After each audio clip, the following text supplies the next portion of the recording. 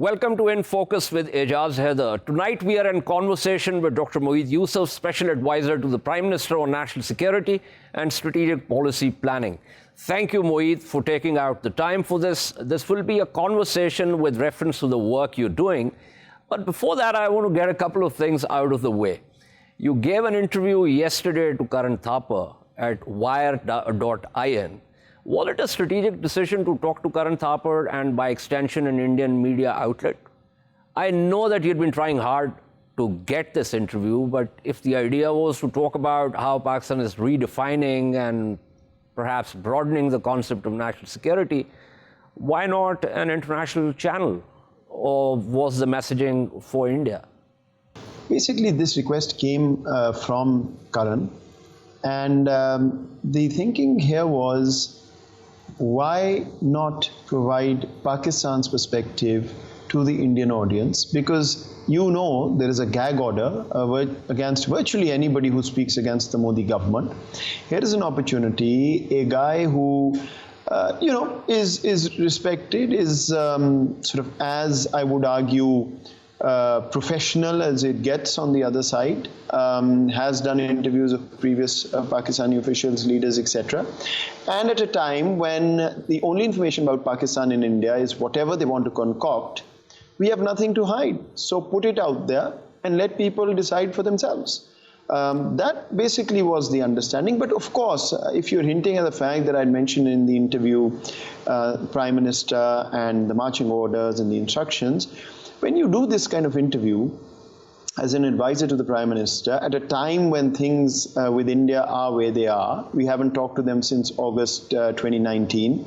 Obviously, this couldn't have been my decision alone. I had to have the support and the backing of the Prime Minister, and we had to prepare for it. So obviously, yes, I mean, I represent the Prime Minister. I mean, I'm advising him. I am not the decision maker, and that's why, very much so. But I wouldn't read into this to say there was some strategic thought to message. Of course, when you sit there, when you represent the country, you're going to put the state perspective out there, but nothing more than that.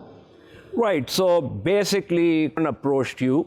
As I said, he was trying very hard to get this interview, and then finally, our side decided that yes, he will be granted the interview, and then of course, the messaging, as you rightly pointed out. Now, one of the points that Thapar was trying to grill you on was Mumbai. And you said that as an analyst, that's before your official position, you had also raised questions with reference to Mumbai-related trials in Pakistan, but that you now have the full picture.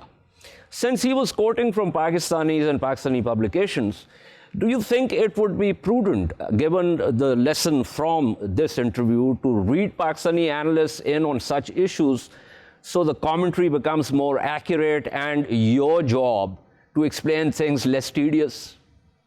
Yeah, two good questions, Ejaz. The first one, if you allow me, I just want to clarify, because this question keeps coming up, right? Detractors will, local media will, others will say, oh, in 2003 you wrote this, in 2009 you wrote this. Look, you've known me long enough. I'm a scholar.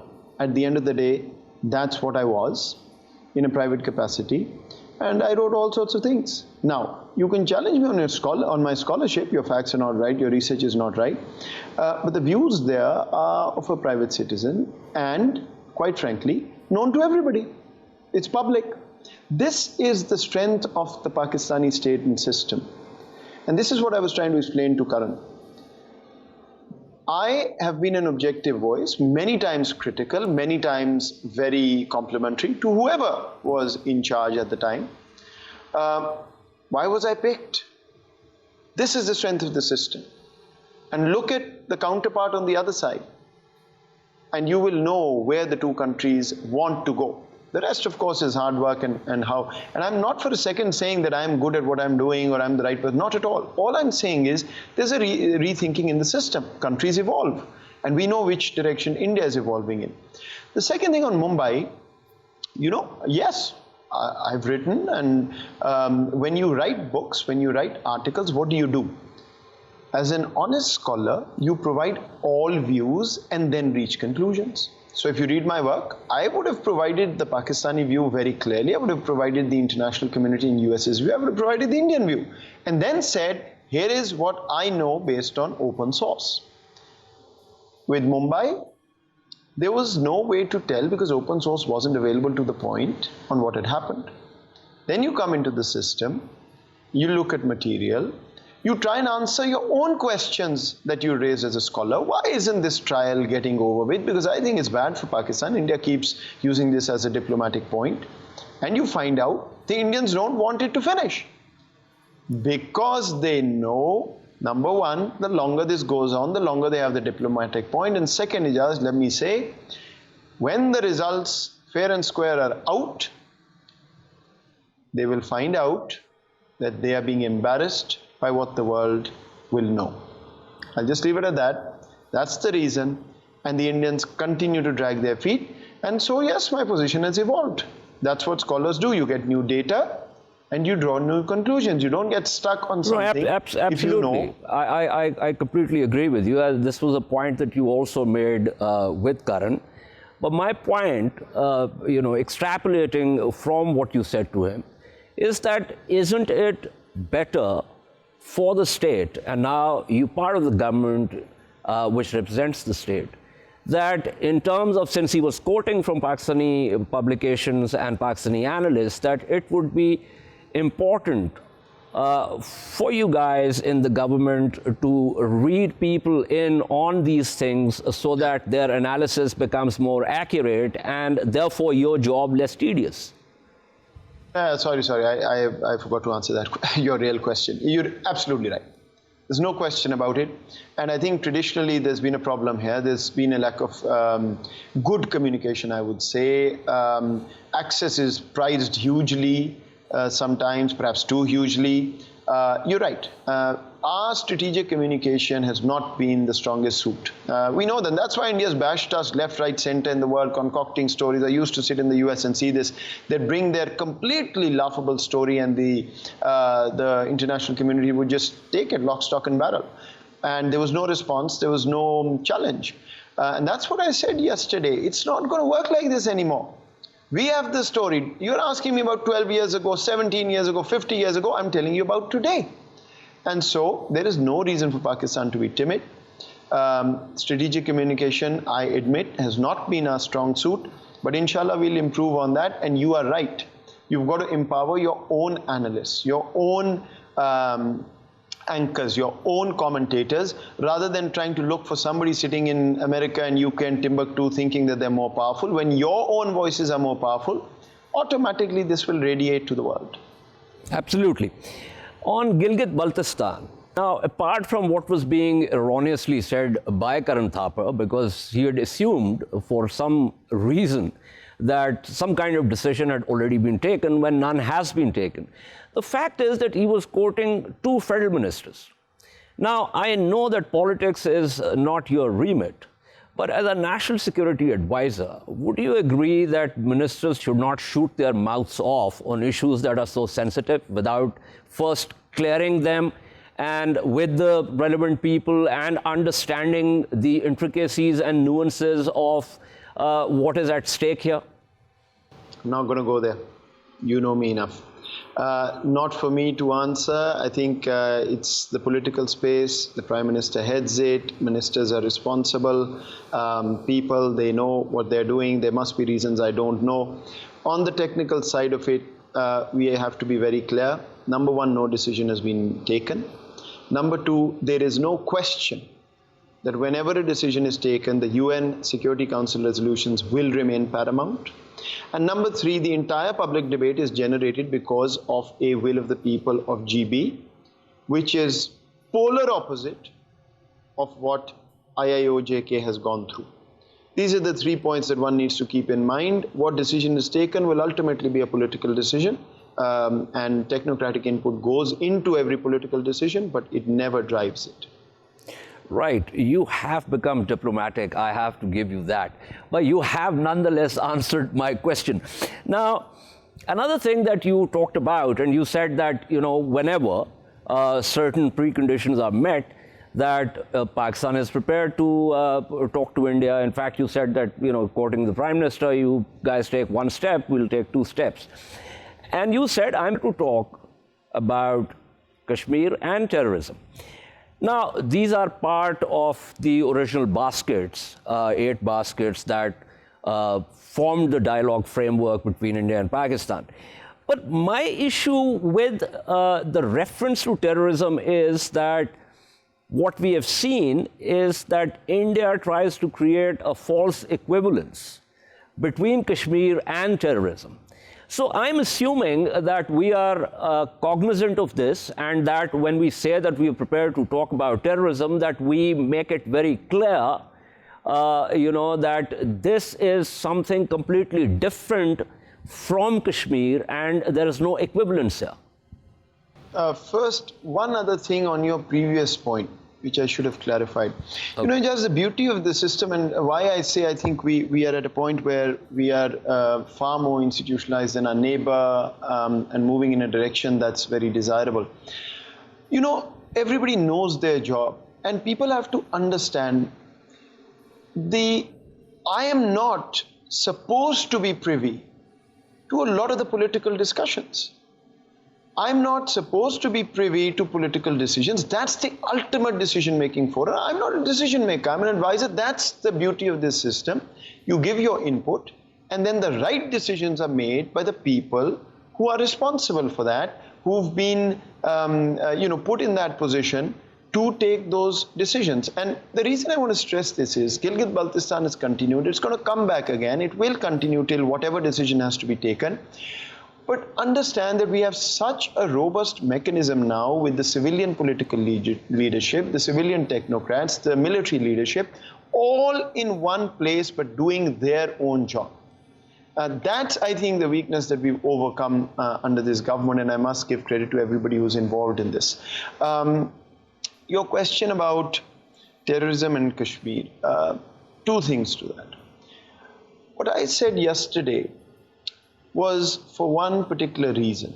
India says we want to talk terrorism, Pakistan says we want to talk Kashmir, so when both talk, both are put in one on one's request and another one on another's request. What I stressed yesterday is Pakistan wants both of these issues on the agenda.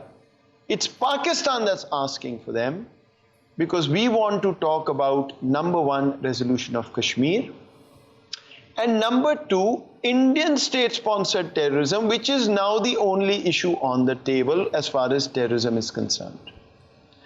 The other thing I clarified is that when you treat human beings like animals, when you do unto people what is being done in IIOJK, people will react.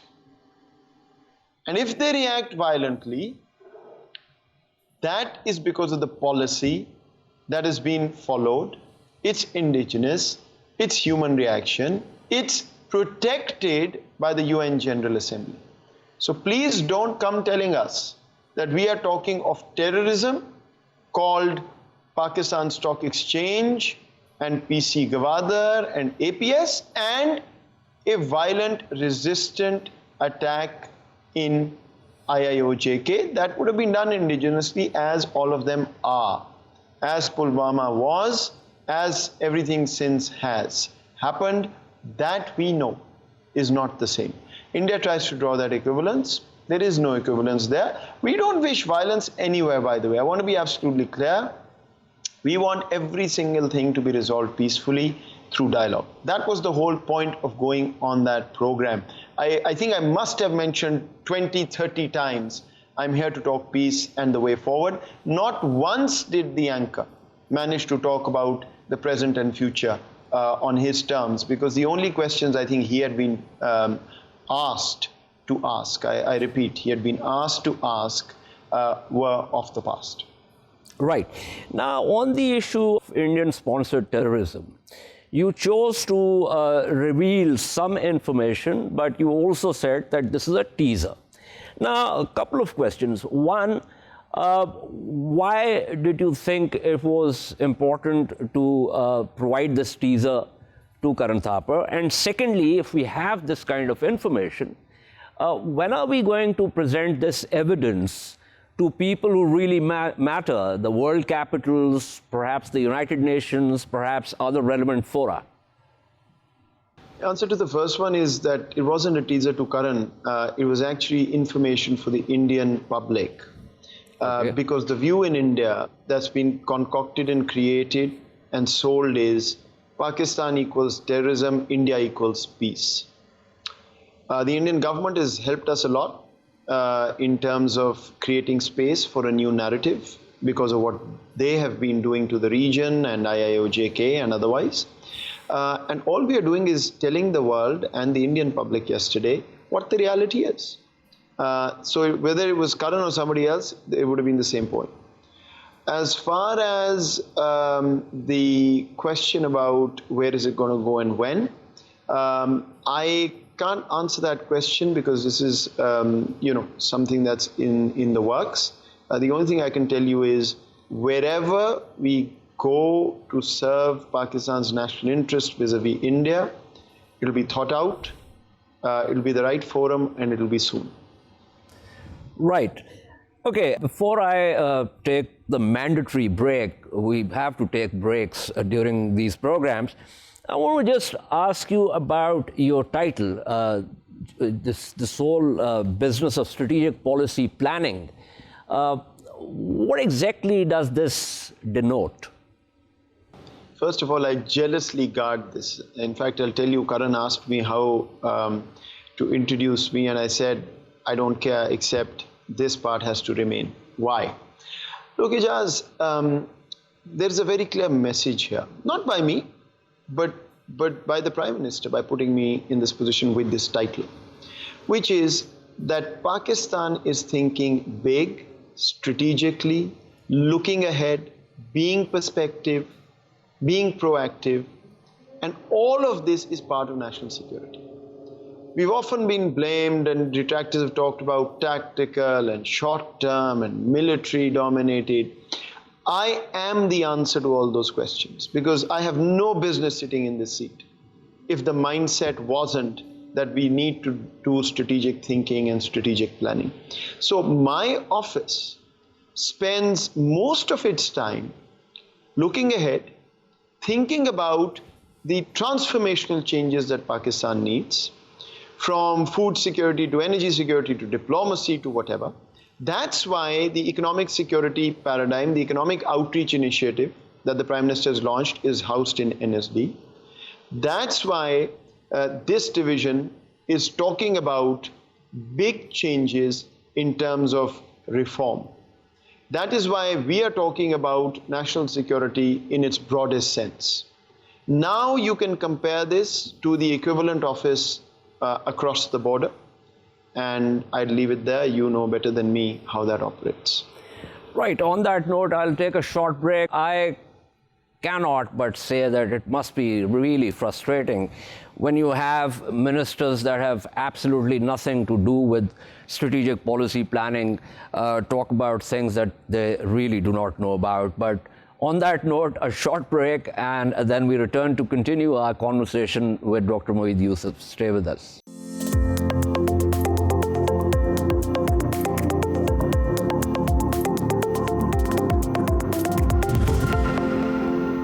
Welcome back to In Focus. We are in conversation with Dr. Moeed Yusuf. Before the break, we discussed how India's foreign policy is working under a right-wing BJP government. Let's now move to some other issues. And one of those issues, Moeed, is, of course, Afghanistan. Afghanistan, as the US has conceded, the Kabul government has conceded, Pakistan's facilitation of this dialogue. But lots of snags are still there. Give us some overview of where the situation stands. I think you're right. There are many snags. It's going to be a bumpy road ahead. Pakistan has done every single thing it could to get the intra-Afghan dialogue going. The number of the clock minutes per day spent by our leadership on this is an opportunity cost that the world must recognize. It's the time we spent to bring peace to the region, to bring peace to Afghanistan, a peace that was disturbed by somebody else, not Pakistan. And quite frankly, my personal view, we haven't received nearly as much credit as we deserve. Second, the process has just begun in terms of intra-Afghan dialogues. Nobody should see Pakistan as the guarantor of peace. We are the facilitators, one of the facilitators. We'll keep pushing, but ultimately it's the Afghans who have to decide what they want as the future of their country. Whatever they agree to, Pakistan will back. There are three other conditions, though, which we must keep in mind. What are Pakistan's principal interests? Number one, access to Central Asia, which requires a peaceful corridor moving from Pakistan all the way to Central Asia. Number two, Afghan territory in no form or fashion can be used against Pakistan. And I gave ample evidence yesterday, even in my teaser. Number three, the Pakistani Taliban, who were all but eliminated, are being rejuvenated, are being merged, are being strengthened.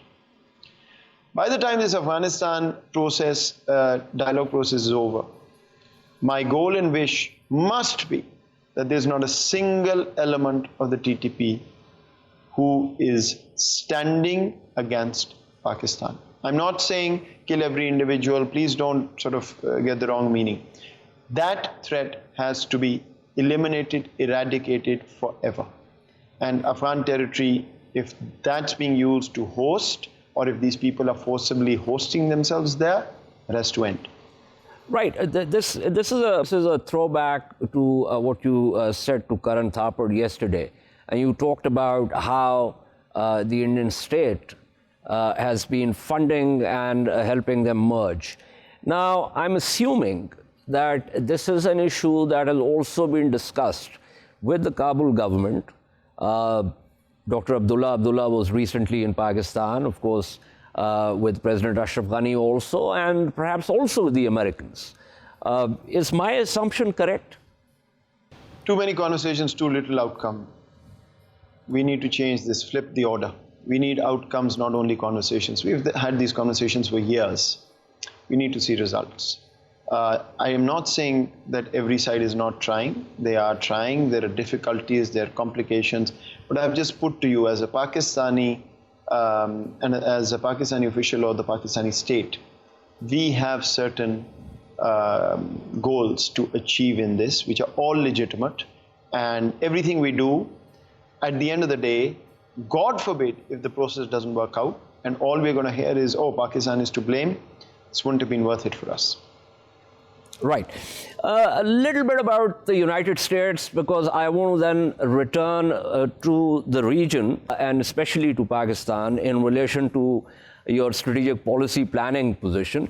The US obviously has become somewhat of a joke. I mean, it's increasingly looking like a developing country in terms of the low cut and thrust of politics.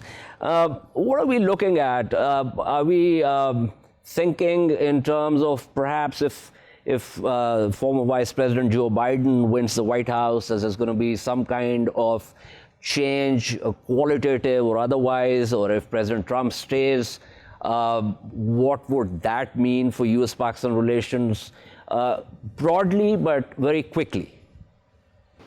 I'll just not answer your question by saying something else. Okay. This is the difference we're hoping to make, Ejaz. Not at all saying it's been made, but you asked me an earlier question, it's a great example of that. What change are we trying to bring in terms of thinking? The change is that there is perspective thinking, planning, scenario building, preparing. So as we speak, this is something that I'm very deeply engaged in, as any country should. Where do we go? What are the scenarios? What is best for us? And what do we need to do today, in 2 months, 6 months, to achieve that? That's the kind of work that is crucial in today's world. Was done before, but the Prime Minister has a special focus on this. The entire system has a special focus on this, and that's the kind of work we do. So we're very much, very keenly observing, looking at this, and we will know what to do much before time. Right. Okay, so a little bit about China and India. Now, you obviously observing what is happening in eastern Ladakh.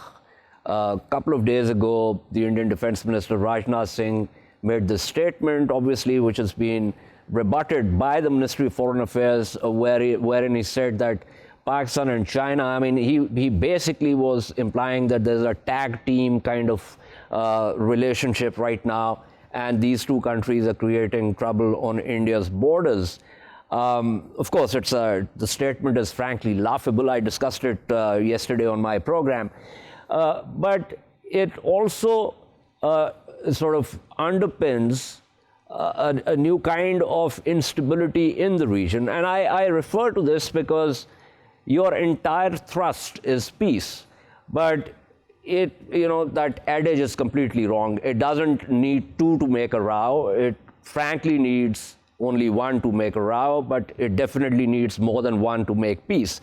So that threat is also there. So how do you square the idea of peace with these emerging threats? With India, in the last 30 days or so, they've tested about 10 missiles. So the signaling is pretty clear. Karan spent so much time on the past yesterday that we didn't get to the present as much as one would have hoped, because one of the things I was sure he was going to bring up actually was the India-China standoff and their statements, two front and Pakistan-China. I wanted to ask him, what's the two front? What has Pakistan done in the past 2 months? Have we moved troops? Have we made things more difficult? Have we heated up the border? Could we do it? Of course. Is there a possibility of a two front? Of course. Theoretically, what's stopping us? Why didn't it happen? That's the question to answer. Pakistan is looking for peace, Ejaz. We don't want any confrontation. Look, I think I may have even said it, I don't remember now, but as a Pakistani official, the knee-jerk reaction should be, I'm very happy that India is headed in the direction it is, and sooner or later, this is going to isolate it completely from the region and we're going to have a leg up. Did I say that? No. I was channeling the leadership of this country to say we want a peaceful region, we want to work together, we want to rise together, we don't want confrontation, but of course there are very clear conditions and there are certain behavior and attitudinal changes that are needed, not only for Pakistan but for the entire region. So no, I mean, I actually honestly think India wants a two-front situation so that it can distract attention from what is happening on the Chinese front and in IIOJK. And that's, to me, much more plausible than this, nonsense of China, Pakistan. By the way, let me also tell you, China is one of the most mature big powers in the world.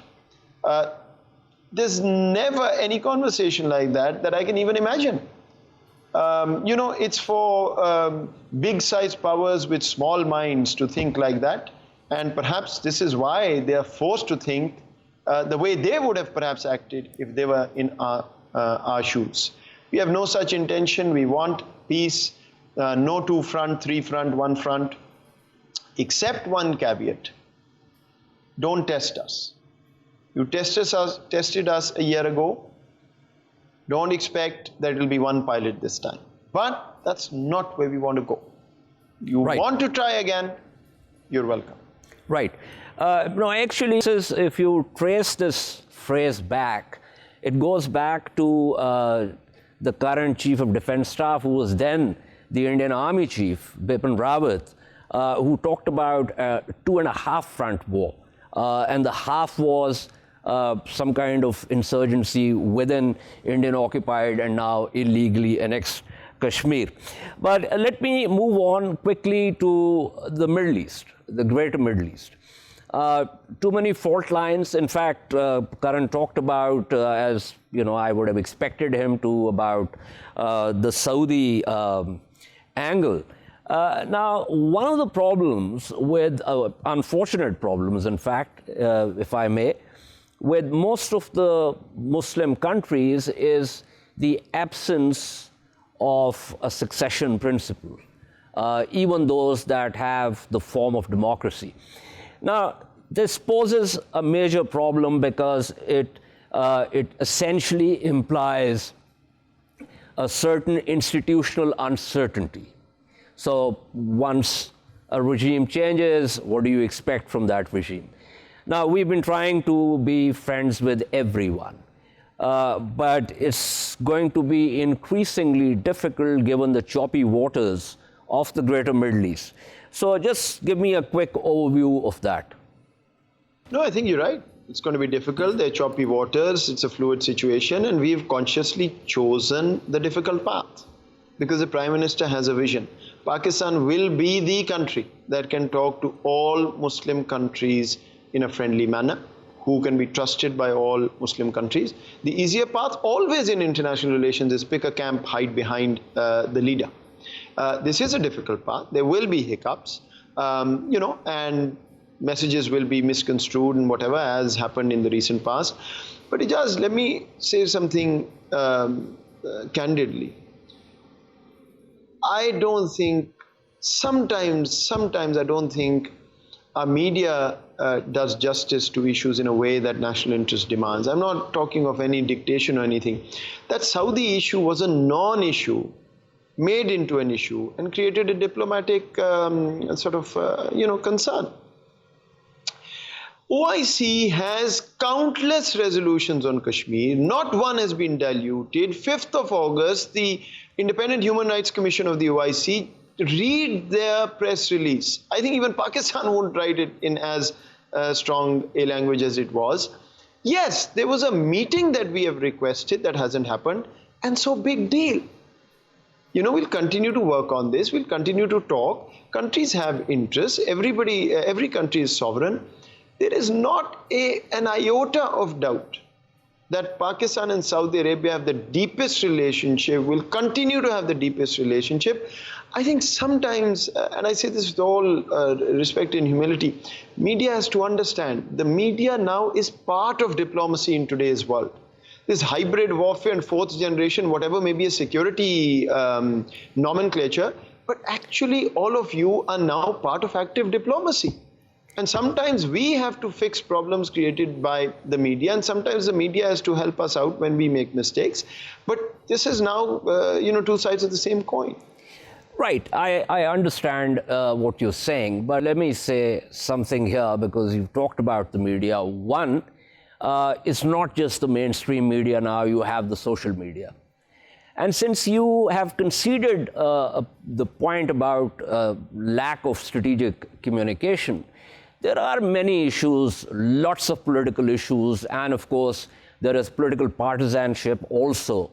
And so, if the government is either not communicating things properly, or if people who are in the opposition look at the government's actions in a certain way, and if they think they're being hounded by the government, they're obviously going to hit back. But of course, that's something which is outside your remit. But I wanted to make this point with reference to what you said about the media being part of diplomacy.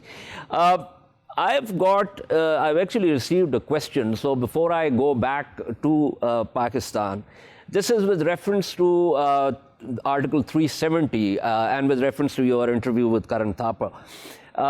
That you did not talk about the reversal of 370. So I know why you didn't, but I want you to explain that.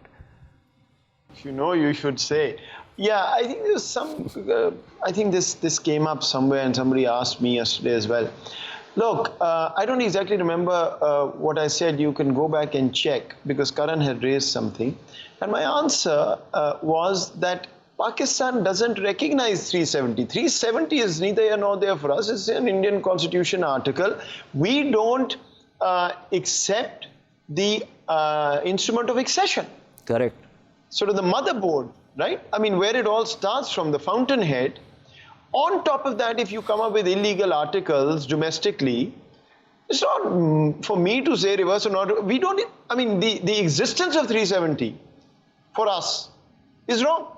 So how can I go, or how can Pakistan go and say, you reverse 370, bring it back in? No.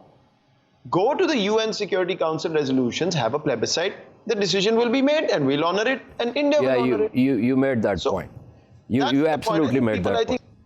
there was some misunderstanding there. I mean, 370 that's a constitutional article. We're not asking for bringing it back. That article in itself, for us, does not exist. I mean, makes no sense because the instrument of accession is where the problem lies.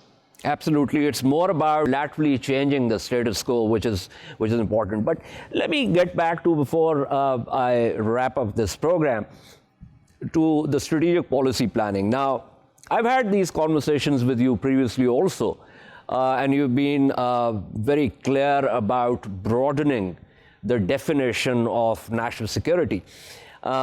Economy, obviously, is one thing I can identify.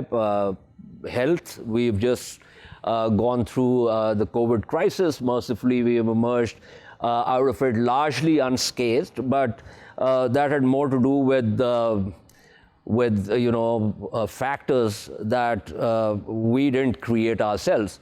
But nonetheless, it's good that we've not really been damaged because of this. So it obviously flags the point about the health sector and education, because the coming world, even warfare, is going to be grounded in knowledge and scientific knowledge. So your job, and I want to understand this as do the viewers, your job is simply to recommend things in these areas, or do you also have some kind of mechanism to actually get the line ministries to work according to the map that you've charted for them? First, I think you've been a bit unfair on COVID. Yes, the jury is out and there'll be factors, but I think it was good, decisive policy making, a very clear direction that we've got to balance economy and COVID. But also, I think the real success, Ejaz, lies in the NCC-NCOC model. I've found in my 1 year, one of our biggest problems is we don't coordinate well as a system, as a public sector.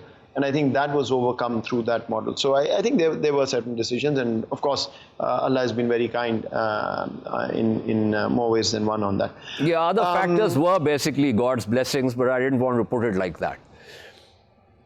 No, you should. Why not? Why not? There's no question about it. Right. The strategic policy planning issue. This is how institutions or systems work, and you know this better than me. There has to be strategic thought. What is the strategic thought? Security is made up of economic security, human security, traditional security, which is hard security. If your economic security at the core is not strong, the other two can never be strong. That's your starting point, which means now you've got to strengthen economic security. You've then got to funnel in the dividends into hard security and human security. And while this process is happening, you're not going to let your guard down on hard security and human security. That's essentially how the conceptual model has to work. This strategic thinking should then translate into a program. So for economic security, there are multiple things that have to happen, but the Prime Minister's flagship right now is the Economic Outreach Initiative that he's recently started. And then similarly, human security, SAS program, and hard security, other things. That's what we do to conceive this. Some of the things, all the execution is done by line ministries anywhere in the world. That's not for a conceptual shop to do. Education ministry, provinces, commerce, foreign office, whatever. Some of those, the Prime Minister mandates whatever institutions he or she chooses to oversee implementation and report back. So then the conceiver's job is to see how much implementation is happening and then point out the lacunas and either on the Prime Minister's direction resolve them or let the line ministries resolve them. That's essentially the model. So in some things we follow up where we are asked, it's in our rules of business. In other things, line ministries do them directly with whoever they're working on. Right. I just have to say one thing. I mean, I completely agree with what you're saying. But then when we see something like the single national curriculum, which unfortunately is certainly not going to create the kind of human resource that I think is essential for going forward, then there is definitely a problem. But thank you so much Dr. Moeed Yusuf. It's always a pleasure speaking with you. This is all from In Focus this week. We shall see you next week at the same time. Keep following our latest updates on social media at indus.news. Good night and goodbye.